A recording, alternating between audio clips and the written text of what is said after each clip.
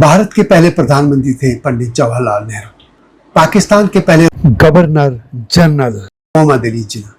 दोनों की एक एक बेटियां थी। जिन्ना की बेटी कहां गई? आखिर वो पाकिस्तान क्यों नहीं गई? उसे पाकिस्तान को रिजेक्ट क्यों कर दिया था? और भारत के प्रधानमंत्री, प्रथम जो प्रधानमंत्री जवाहरलाल नेहरू, उनकी बेटी इंदिरा गांधी, और उन्होंने तो एक राजवंश ही नया खड़ा कर दिया। लेकिन जिन्ना की बेटी का क्या? कहां गई जिन्ना की इकलौती बेटी? इतिहास का एक ऐसा पन्ना जो आज भी हर किसी को हैरान कर देता है। भारत विभाजन के खलनायक मोहम्मद अली जिन्ना की इकलौती संतान थी दीना जिन्ना।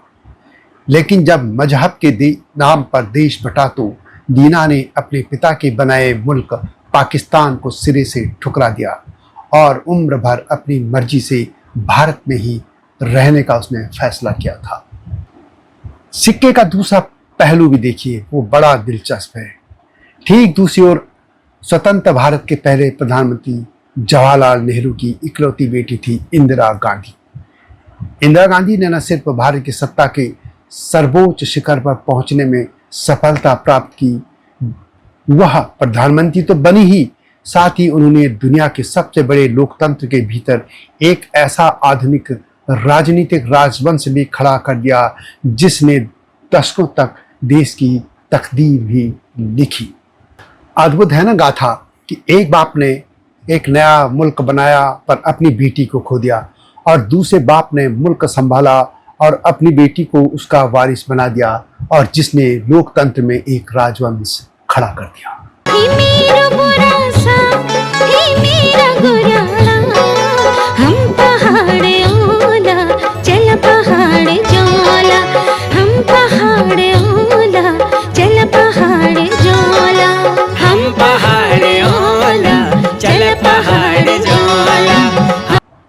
जय हिमालय, जय भारत। संसार भर में हिमालय लोग यूट्यूब चैनल देख रहे आप सभी का स्वागत है, और मैं हूं भारत की राजधानी नई दिल्ली से डॉक्टर हरीश चंद्र लखेड़ा। 1947 जब धर्म के नाम पर भारत के दो टुकड़े कर दिए गए, एक तरफ थे मोहम्मद अली जिन्ना जिन्होंने मुसलमानों के लिए एक अलग मुल्क पाकिस्तान की बुनियाद रखी, और दूसरी तरफ थे पंडित जवाहरलाल नेहरू जिन्होंने स्वतंत्र और धर्मनिरपेक्ष भारत की कमान संभाली।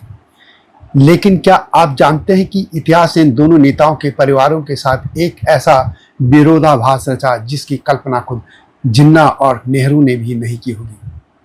जिस जिन्ना ने पाकिस्तान बनाया, उनकी इकलौती बेटी दीना ने पाकिस्तान को ठुकरा दिया और हमेशा के लिए भारत में ही रहने का उसने फैसला किया था, और रही भी।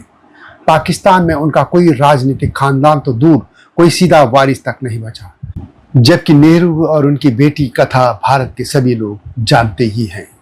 बात करते पहले जिन्ना की इकलौती बेटी दीना से। दीना का जन्म 1919 में लंदन में हुआ था।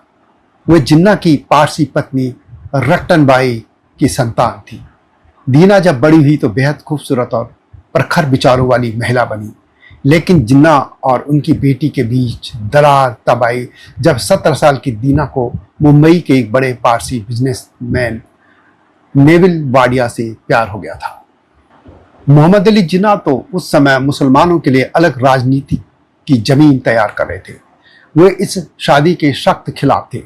वे चाहते थे कि दीना किसी मुस्लिम से शादी करे, लेकिन दीना भी तो जिन्ना की ही बेटी थी, उतनी ही जिद्दी और खुददार। उन्होंने अपने पिता को याद दिलाया कि उन्होंने खुद भी एक पारसी महिला से शादी की थी।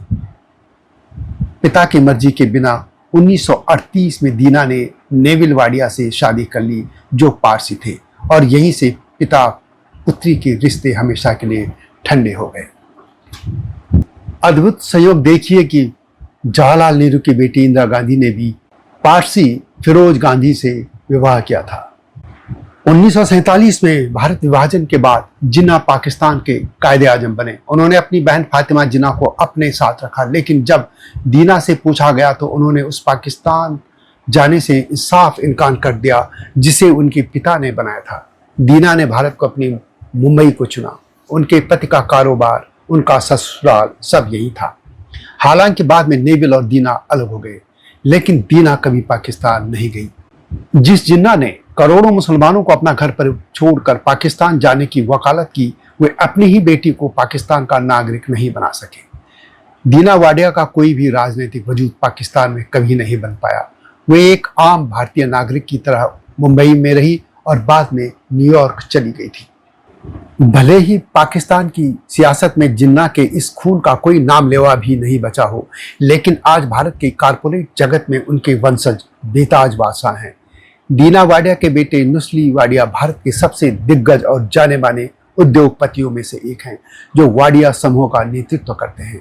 वही समूह जिसके अंतर्गत बॉम्बे डाइंग और ब्रिटानिया जैसी नामचीन कंपनियां देश की अर्थव्यवस्था को रफ्तार दे रही हैं।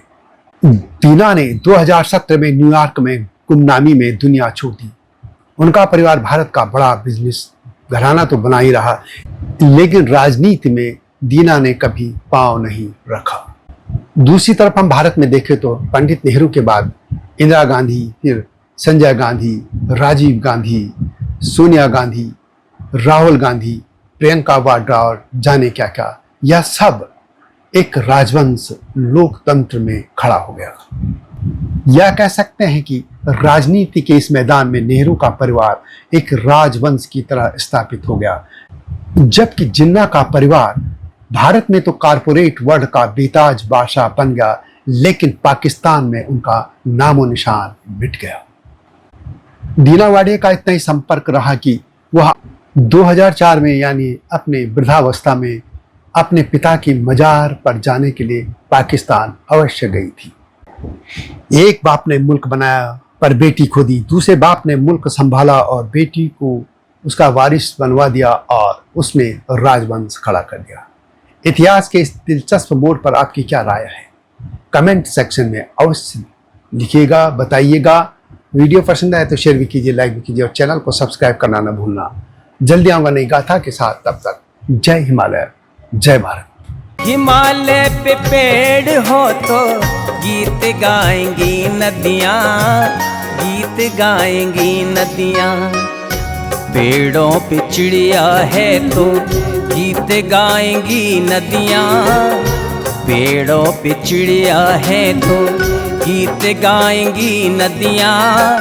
माँ की लोरी जैसे होते हैं नदियों के गीत।